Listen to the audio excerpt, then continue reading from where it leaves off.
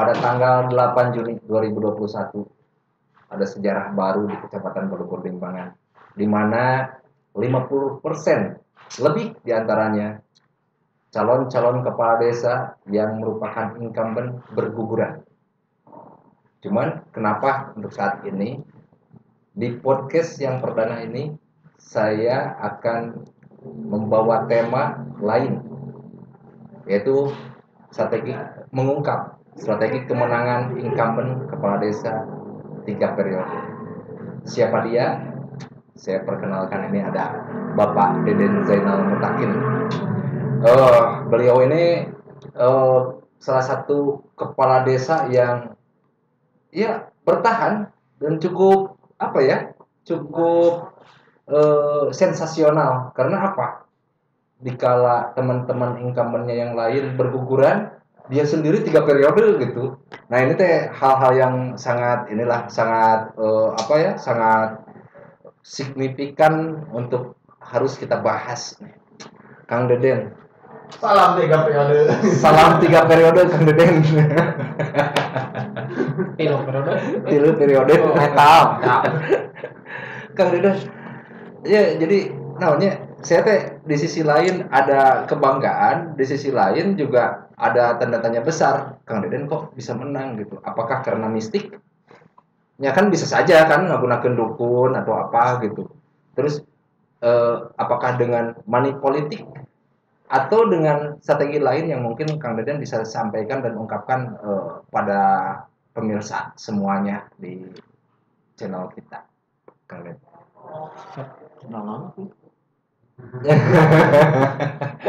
Hatur nuhun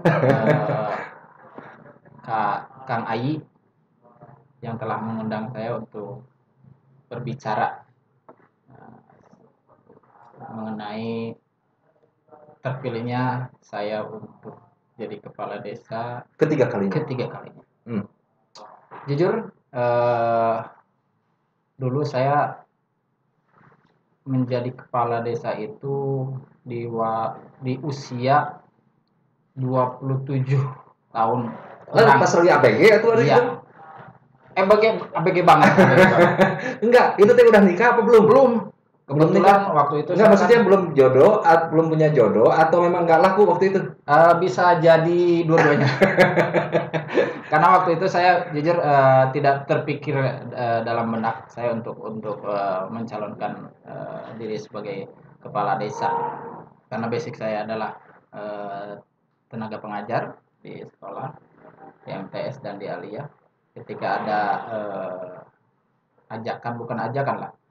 pandangan dari sesepuh di sana untuk mencalonkan kepala desa, ya saya coba. Dan walaupun di usia yang sangat-sangat waktu itu muda lah, meratanduk lah kalau bahasa Sunda nama gitu ya. Belum ada pengalaman sedikit pun di birokrasi. Saya jadi lelaki saja.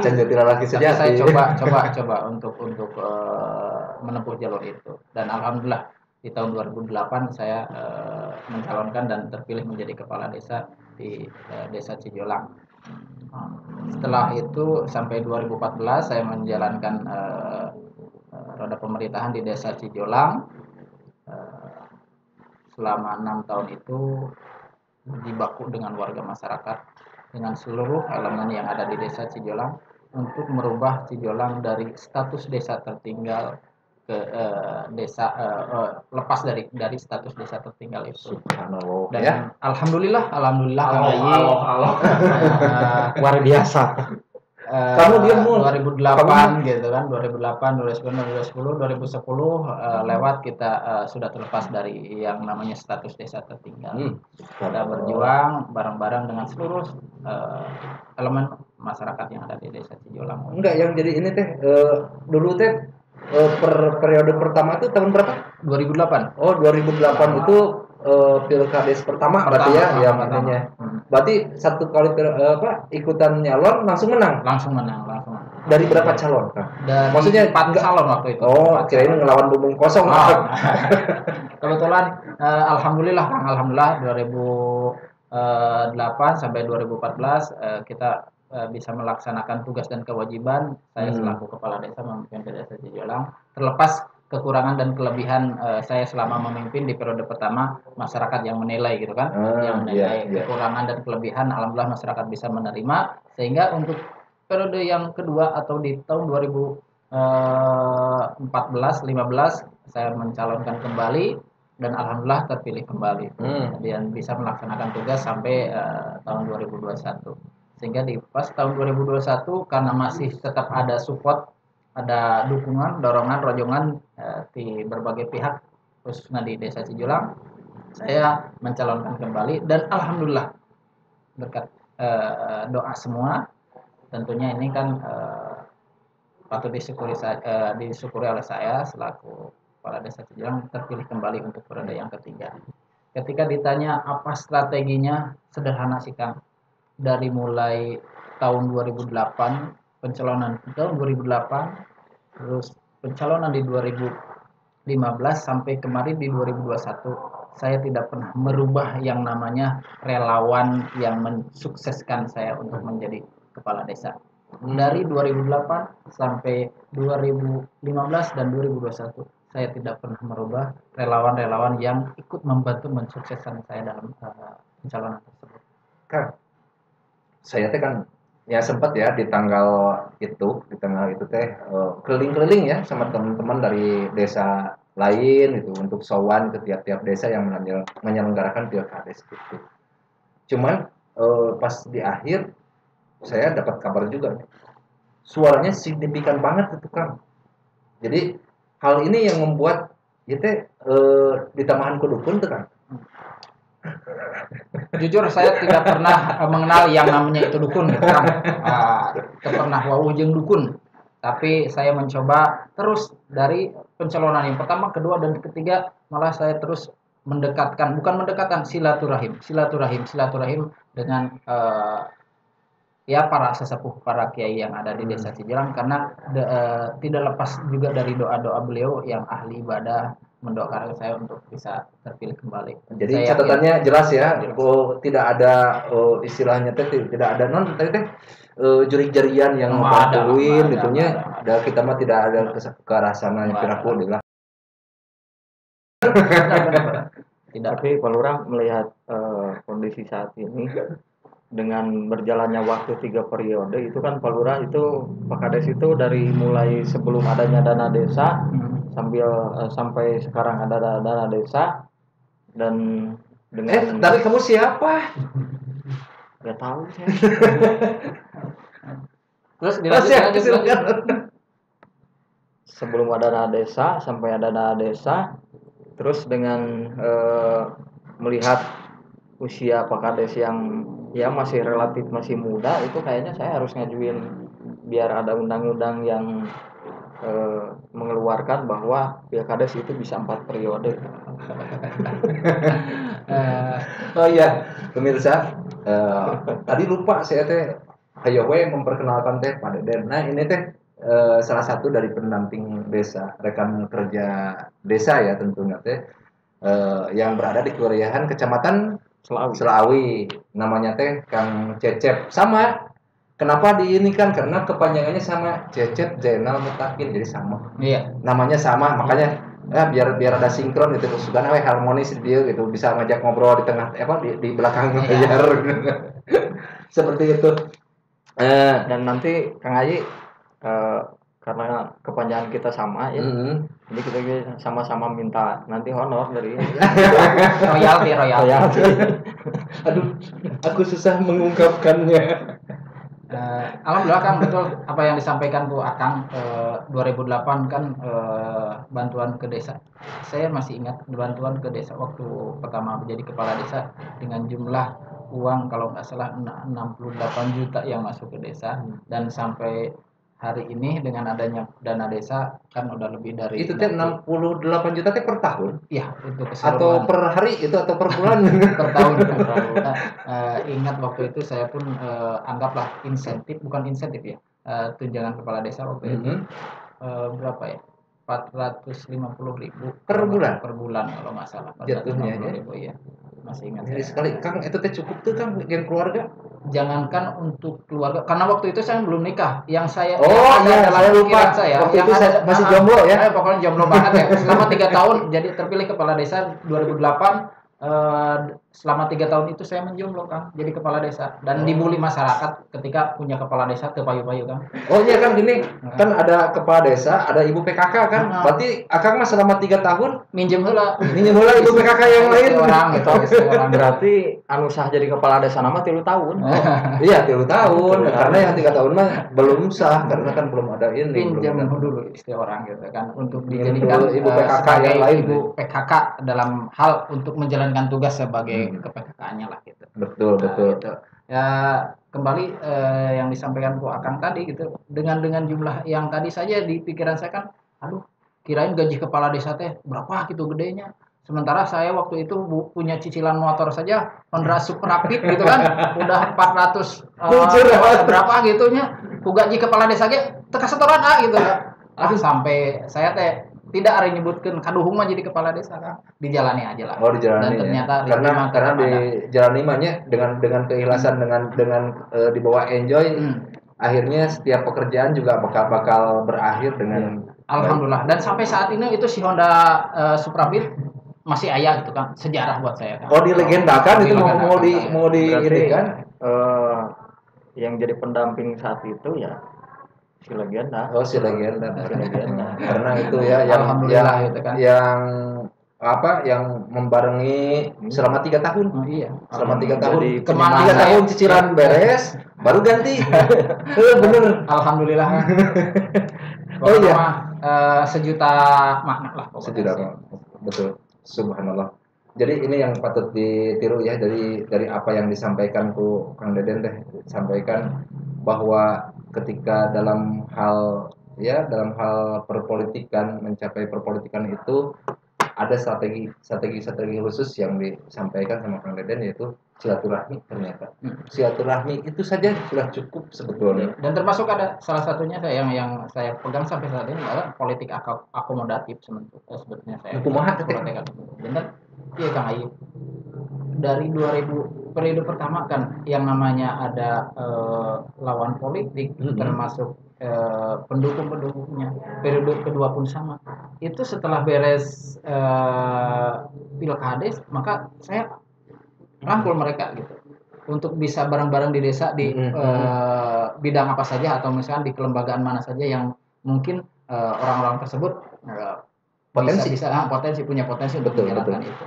Dari periode pertama sampai periode ketiga saya mencoba itu. Dan Akang menggarisbawahi bahwa sepakat saya juga bahwa Akang tidak bermain money politik ya untuk hal tersebut. Tidak Pak.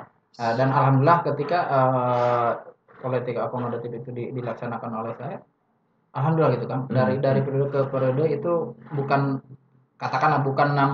nambah musuh, tapi justru nambah saudara ya. Saudaraan. Alhamdulillah. Sehingga baik periode ke-1, kedua dan pencalonan untuk yang ketiga kalinya pun, karena tetap intensitas saya dalam hal komunikasi dengan tokoh ataupun dengan warga yang lainnya pun tidak berubah seperti biasanya lah. Saya di periode pertama, di periode kedua, dan untuk pencalonan di periode ketiga pun biasalah jeung masyarakatnya biasa. Teu aya nu dirobah. Teu merasa wah saya calon kepala desa untuk ketiga kalinya lalu saya nepuk dada ente Kang gitu. Biasanya sebagai kepala desa itu tidak koordinasi, itu tidak ada penghalang buat batasan. Usum main bola bareng jeung bablak main bola. Akang sering main bola. Sebagai naon Akang? Akang abdi mah ya sayap kanan luar paling luar. Sana stiker apalagi gitu kan. Usum pengawasan ya pengawasan gitu sebagai pembicara gitu biasa gitu kan. Cuman saya mau ngudak ini Kang, yang pilkades yang kemarin aja ya, karena mungkin sejarah di Kabupaten Garut biasanya sih incumbent di waktu-waktu dulu itu selalu menang, mungkin karena faktor dana desa atau apa gitu. Di mana tahun yang ini mah tahun 2021 mah justru sebaliknya, incumbentnya banyak yang kalah. Nah gitulah. Saya ingin tahu, katanya sih isu-isunya yang di luar bahwa suara Akang teh paling tinggi dibanding Ya. dibanding seluruh ini. Dari berapa calon yang kemarin? Kemarin 3 calon dengan Oh, saya. 3 calon. Nah, 3 calon dengan saya dan alhamdulillah Kang tahadus binikmat ya. Periode ke-1, periode kedua dan ketiga suara saya tidak berubah dari angka 2000 ke atas, Kang. Gitu. Jadi berarti lebih daripada 80%. Iya, jadi suara. betul-betul saya menjaga konstituen atau anggaplah pendukung saya dari periode pertama dan kedua ketiga itu basis-basis karena di Cijulang ada 11 RW-an dan saya coba bukan dibina ya, basis-basis pendukung saya atau masyarakat saya yang mendukung saya dari periode ke-1 sampai pencalonan yang kemarin ketiga saya tetap bina gitu. Konsisten untuk membina hal itu. Sebentar Pak Lurah. Ketika di masa 3 periode itu dengan suara yang hampir sama di angka 2000-an lebih, 500-an lebih. Cara mengelola, karena kan kita itu sekarang kan transparansi dan demokrasi gitu ya. Transparansi, demokrasi, tips Pak Lurah atau cara-cara strategi Pak Lurah itu supaya masyarakat itu contoh lah, ketika kepala desa itu tidak bermain atau ada yang bermain atau tidak bermain, itu tanda kutip di periode kedua itu cara pandangnya itu pasti beda, pasti ada lah. Nah, tips Pak Lurah gitu atau strategi Pak Lurah itu supaya masyarakat itu tetap bisa konsisten dan Pak Lurah juga bisa menjaga kepercayaan masyarakat itu seperti apa gitu. Simpelnya dari simpelnya apakah kan tidak mungkin hanya dengan melaksanakan silaturahmi terus gitu kan, karena anggaran itu kan masyarakat sekarang notabene pinter-pinter lah, sudah paham undang-undang, paham desa itu seperti apa gitu. Itu seperti apa Bro? Gini Kak, yang namanya transparansi publik, informasi ke publik ya kita coba maksimalkan, kita coba jalankan itu sesuai dengan amanat undang-undang. Jadi bagi saya justru lebih enak menjelaskan itu semua di forum-forum yang ada di tingkat ke-RW-an. Ketika misalkan saya dapat undangan dari RW berapa gitu kan untuk kegiatan baik acara-acara PHBI atau PHBN, saya sampaikan bentuk-bentuk kegiatan program yang ada di desa dengan jumlah misalkan per satu kegiatan ini anggarannya sekian, untuk misalkan pajaknya sekian, untuk BOP atau OPTPK-nya sekian, itu jelaskan sedetail mungkin. Jadi itu salah satu momentum buat saya selain daripada baliho yang ditempel di kantor yang wajib desa, ya sekarang terus kita pun kalau misalkan ada kegiatan di share di media group, kita pun lebih menjelaskan lagi tentang anggaran-anggaran yang masuk ke desa di forum-forum misalkan forum-forum kecil di tingkat desa, di tingkat KRW-an, baik acara PHB atau PHBN, dan itu saya rasa cukup bagus juga gitu kan dalam mencapai dalam rangka transparansi publik gitu untuk setiap apapun yang masuk ke desa, terlepas maksimal dan tidaknya apa yang saya lakukan selama ini ya seperti itu, dan hasilnya alhamdulillah gitu kan. Oke. Pemirsa, di sini ada pendamping desa sekalipun di luar Kecamatan Baru Limbangan mungkin. Di sini ada beberapa hal yang ditanyakan perihal pilkades juga. Ya. Karena jelas-jelas dengan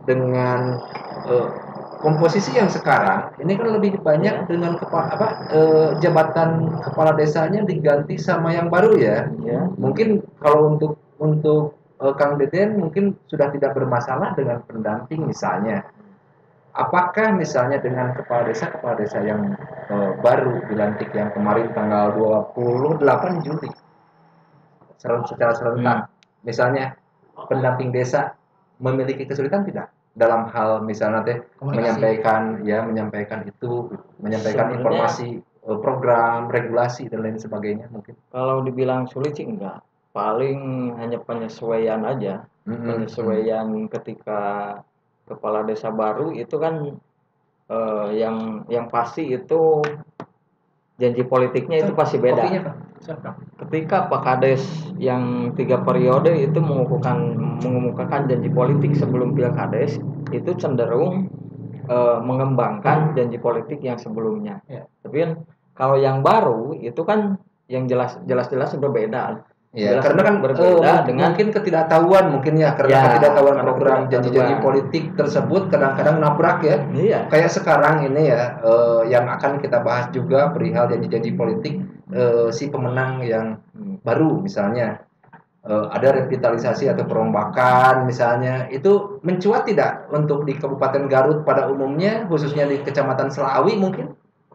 Kalau di Kecamatan Selawi sih enggak, cuman pandangan saya kalau untuk Kabupaten Garut memang jelas itu banyak ya. ketika ada, saya pernah dengar itu dari teman saya juga, ketika kepala desa yang baru itu menjabat sebagai kepala desa itu menjadi bingung. Ada kebingungan ya? Iya, Setelah bingungnya membaca regulasi baru bingung gitu. bingungnya gini, karena kan janji politik untuk merombak tatanan desa, tatanan pemerintah desa itu biasanya menjadi modal. Iya. Menjadi modal Modal untuk politik. ya, menjadi modal peningkatan suara. Tapi setelah itu, setelah mereka jadi kepala desa, itu mereka tidak tahu. Tidak tahu dengan ada regulasi baru bahwa kepala desa itu tidak bisa semena-mena untuk membuang atau mengganti. Adapun di luar itu hanya bisa untuk rotasi aja gitu. Oke, Kang. Tadi nyambung dari apa yang disampaikan dari Kang Cecep ini. Di kala Pilkades kemarin, apakah itu juga terdapat di Cijolang isu-isu itu? Sama. Ada ya. Tetap karena itu sebuah tuntutan dari pendukung saya yang kemarin meminta ada perubahan di struktur atau di staf yang ada di desa saat ini. Tapi sebelumnya kan saya udah memberikan penjelasan tentang adanya regulasi ini. Oh, berarti itu mah dorongan-dorongan dari tim ses mungkin ya? Iya, dari tim ses ada hampir sama. Jadi maksudnya untuk itu bukan hanya ke kepala desa yang baru saja, kepada saya pun sama. Karena tetap kepuasan dan ketidakpuasan dari warga masyarakat terhadap pelayanan kami di pemerintah desa, karena masyarakat masih dianggap kurang optimal mungkin sama masyarakat gitu, sehingga mereka memberikan masukan si A pengennya diganti, si A dirotasi menjadi itu ya, ada keinginan. Tapi di lawan politik juga isu itu juga berkembang. Jadi tidak hanya di incumbent juga ya. Terutama untuk calon-calon yang kemarin pun sama, mereka pun ada tuntutan dari pendukungnya untuk merombak secara total seluruh staf yang ada di desa. Itu sama lah, itu ada tuntutan. Cuman untungnya Kang Haji, dengan adanya sistem seperti itu, kinerja perangkat desa pun menjadi sedikit, bukan ada perubahan, lebih bagus gitu. Dengan adanya pergantian kepala desa atau kepala desa yang lama incumbent naik lagi, dengan adanya dorongan untuk pembaharuan atau apa, itu sangat terlihat. Oh, jadi respect daripada perangkat sendiri justru jadi bagus ya. Iya, memicu semangat lebih kerja. maksimal, semangat kerja. Justru jadi termotivasi gitu dengan adanya seperti itu. Nah, ini Kang, ada lagi nih Kang. Karena Akang kan udah 3 periode ya. Artinya teh Akang mah sudah secara aturan kayaknya saya belum googling secara pastinya daya mah kerusum googling. Akang mah kayaknya udah nggak bisa nyalonin lagi kan sebagai ini. Terus harapan Akang nih di periode terakhir ini, kan Akang ada punya kesempatan tuh sekitar 6 tahunan ya untuk membangun seperti apa sih Cijolang ke depan 6 tahun ke depan gitu. Seperti yang saya sampaikan tadi di awal, begitu saya masuk menjadi kepala desa dengan status desa tertinggal, lalu Tertinggal, saya ya. alhamdulillah bekerja keras dengan seluruh elemen yang ada di Cirebon untuk menjadikan desa jadi desa terlepas dari desa tertinggal dan maju ke desa Berkembang. lalu sedikit lagi menjadi desa maju dan tetap saya punya cita-cita sesuai dengan cita-cita harapan pemerintah pusat juga bahwa sama saya menginginkan desa Cijulang menjadi desa Desa yang mandiri. mandiri gitu kan. Amin, amin. Yang mandiri kan karena jelas itu akan secara mengurangi beban-beban pemerintah baik pemerintah kabupaten, provinsi maupun pusat ketika seluruh desa yang ada di Indonesia ketika misalkan berapa persen sudah menjadi desa mandiri itu Betul. akan mengurangi beban pemerintah. Betul. Dan saya pun secara itu disampaikan di waktu kampanye saya menyampaikan bahwa cita-cita saya ingin menjadi desa mandiri. Iya, karena kan entah besok entah lusa gitu kan, apakah dana desa juga bakal terus ada gitu, atau tidak sehingga ada kita kan memang kita harus mempersiapkan itu betul, gitu kan. betul. Terus yang selanjutnya maaf Kang, selanjutnya gini kan.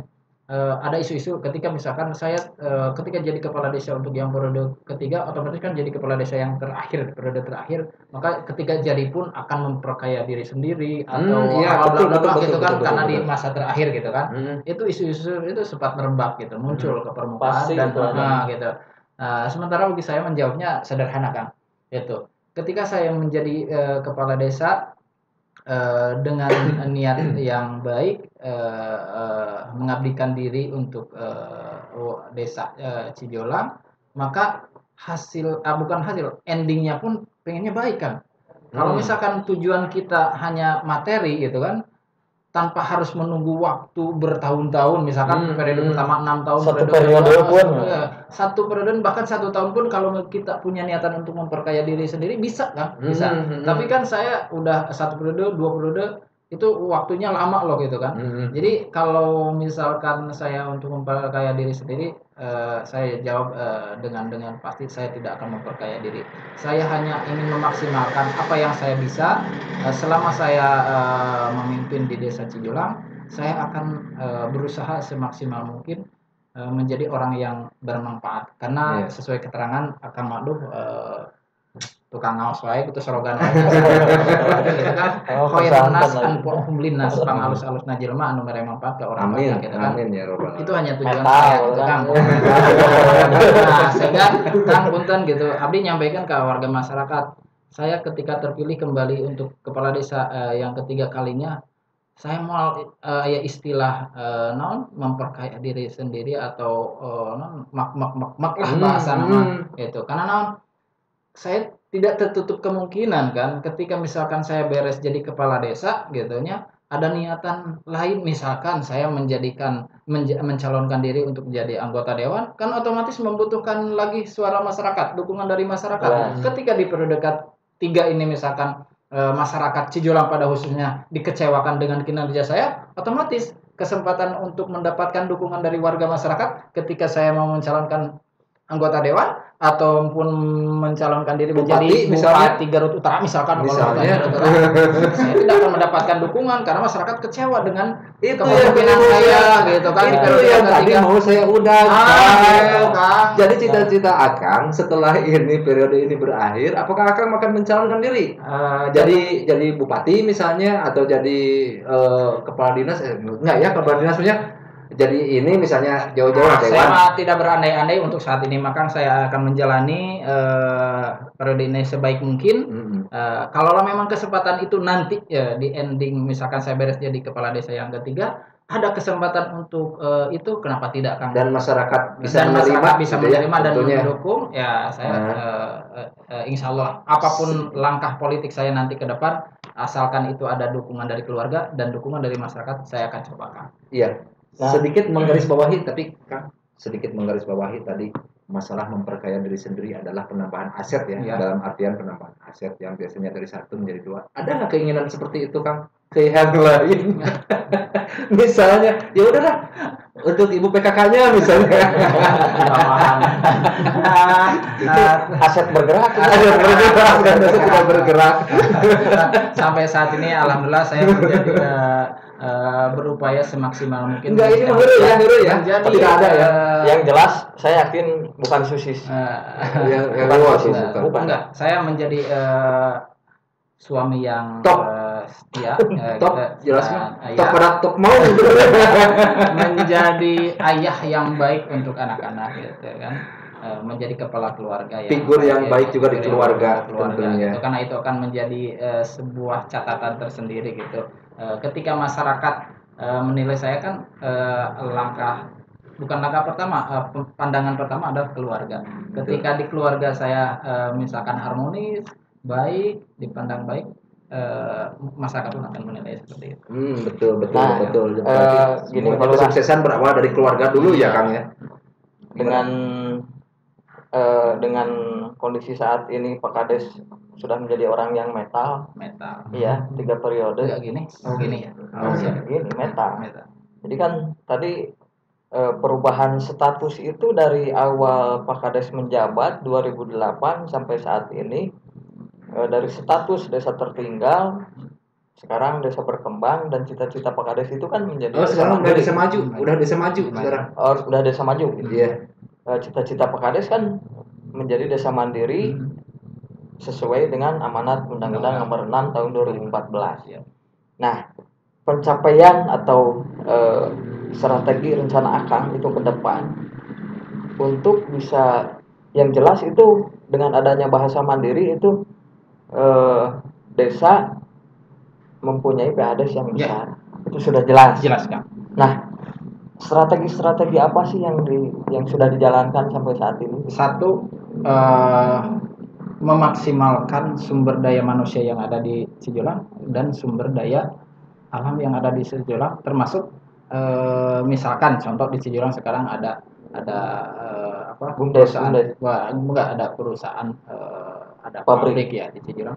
Itu bisa dijadikan sebuah peluang untuk menjadikan desa kita terutama di BUMDesnya itu sendiri untuk lebih maksimal dalam hal bekerja sama dengan perusahaan tersebut, sehingga mendapatkan keuntungan. Kalau BUMDes kan usaha ya, kumacarana usaha supaya bisa mendapatkan keuntungan yang sebesar-besarnya, sebanyak-banyaknya, sehingga ketika BUMDes maksimal hasilnya, hasil usahanya, otomatis PADES akan bertambah tentunya gitu ya. Jadi dengan sumber daya manusia yang kita miliki dan aset ataupun sumber daya yang lainnya yang ada di situ juga kita maksimalkan supaya PADES-nya maksimal gitu kan. Dan PADES ketika sudah maksimal maka masyarakat banyak akan menikmati. Saat ini PADES-nya berapa? Ya untuk tahun kemarin sih dari BUMDes saja udah 191 juta kotornya. Luar biasa. Kotor ya, kotor. yang diterima. Kang, ini mungkin di season terakhir saya mau bertanya itu perihal seperti apa sih Akang strategi ke depan untuk kerjasama dengan desa-desa lain mungkin di Kecamatan Balbolimangan, karena tidak dinafikan kan dalam hal bersosialisasi, dalam hal berorganisasi, dalam hal berkepemerintahan itu membutuhkan mungkin partner gitu desa-desa. Nah untuk Akang sendiri ini inginnya Limbangan itu seperti apa? Alhamdulillah Kang Ayi, itu salah satu harapan saya juga ketika misalkan dalam hal berbicara Limbangan, saya selama ini pun karena saya di abdesi pun kepengurusan waktu itu kan selama dua periode itu saya jadi. Katanya sekarang juga masih kepengurusan kan? Cuma kan naik jabatan jadi penasihat ya? Gitu kan, anggaplah. Tapi kan yang sebelumnya kan saya jadi pengurus inti. Jadi saya mencoba semaksimal mungkin untuk terus berkoordinasi dengan teman-teman tenaga PK saya, kepala desa yang ada di Limbangan, dan mewacanakan apa yang harus kita pikirkan ke depan dalam hal terutama kerjasama. Jadi kerjasama bukan hanya di dalam pembangunan saja gitu, atau misalkan pembangunan jalan yang menghubungkan antara desa Cijolang dengan Pasir Waru, tapi kerjasama yang lainnya, terutama dalam hal ekonomi. Pengembangan ekonomi di setiap desa apalagi masa pandemi seperti saat ini, pemulihan ekonomi pasca pandemi kan itu menjadi skala prioritas gitu kan. Baik, termasuk kerjasama untuk strategi pilot atau pilbuk. Gimana Pak? Termasuk kerjasama pilek atau pilbuk? Enggak Pak, belum berpikir ke sana, tapi kan tidak boleh saya mencoba sebagai kepala desa Cicilang membuka ruang dan komunikasi dengan teman-teman kepala desa yang lainnya, gimana caranya dalam hal pengembangan ekonomi. Artinya Kang Deden ini lebih fokus bagaimana caranya Limbangan bersatu ya, Limbangan bersatu, desa-desa semuanya solid gitu di Limbangan, sehingga jangan sampai tetap yang bakal dibawa adalah marwah Limbangannya ya. Marwah Limbangannya. Ketika misalkan kemarin ada wacana-wacana pembentukan BUMDesma pun itu sangat-sangat apresiatif bagi saya secara pribadi gitu, karena itu akan mempersatukan desa-desa yang ada di Limbangan dalam hal kegiatan perekonomian, terutama perekonomian. Yang jelas desa Cijolang itu nantinya akan menjadi desa percontohan. Amin, mudah-mudahan seperti itu. Kalau misalkan di akhir masa jabatan Pak Kades itu Cijolang dalam tanda kutip sudah tidak memerlukan lagi dana desa, itu kan yang jelas jadi motivasi buat desa-desa yang lain. Mudah-mudahan dan saya pun ingin mewariskan itu kepada mungkin nanti generasi berikutnya ya gitu. Cek Akang tadi, mudah-mudahan ada peraturan atau undang-undang yang membolehkan misalkan kepala desa untuk yang keempat kali. Peraturan baru. Saya justru tidak sepakat. Justru itu menutup kesempatan generasi-generasi berikutnya untuk menjadi kan 4 kali sekarang Pak Kades umur berapa? Ya, maksudnya hanya untuk Pak Kades Cijolang aja. Kalau saya yang lainnya boleh silakan punya pandangan seperti itu. Tapi saya secara pribadi untuk saya rasa untuk 3 periode cukup untuk mengabdikan diri. Disangkanya nanti nepotisme ya. Iya. Gitu. Kang, Ari kepala desa yang 3 periode selain Akang siapa aja Kang? Yang saya tahu untuk Limbangan cuma ada 2 yang menyampai ke periode ketiga, itu ya kepala desa Dumusiru. Di mana ya Dumusiru teh? Dumusiru teh paling wetan Limbangan, kota Limbangan lah. Itu lagi yang ke bawah-bawah. Anu Cak Cimanuk sana. Kantor desa nanti anu Cak Cimanuk. Kita kepala desa Dumusiru ya sama dengan saya. Cuma beliau terpilih di tahun sebelumnya, jadi masa tidak di periode kemarin ya, tidak di angkatan yang kemarin pilkadesnya. Dan saya pun sampai saat ini masih tetap berguru kepada beliau. Siapa namanya? Pak Dadang Kusnadik ya. Pamit Pak Dadang Kusnadik. Insya Allah. Ingin nanti saya kenalan sama Pak Dadang Kusnadik ya. Siapkan. Untuk podcast berikutnya. Nanti harus diundang gitu. Iya, diundang. Saya sangat apresiasi atas apa yang tadi disampaikan Kang, terima kasih. Cuman ini Kang nanti Akang terjingjing di bawah jadi tebaliknya ya sesungguh aja gitu jadi udah ngobrol nggak Kang ya kami hapun gitu hayang nama apa gitunya istilahnya sanes terjingjing dalam bahasa keren nama Kang meureun abdi teh hayang nama kapal dikeupel gitu diganong sagala dijingjing sagala dibawa ka dieu teh Kang gitu kan hayang silaturahmi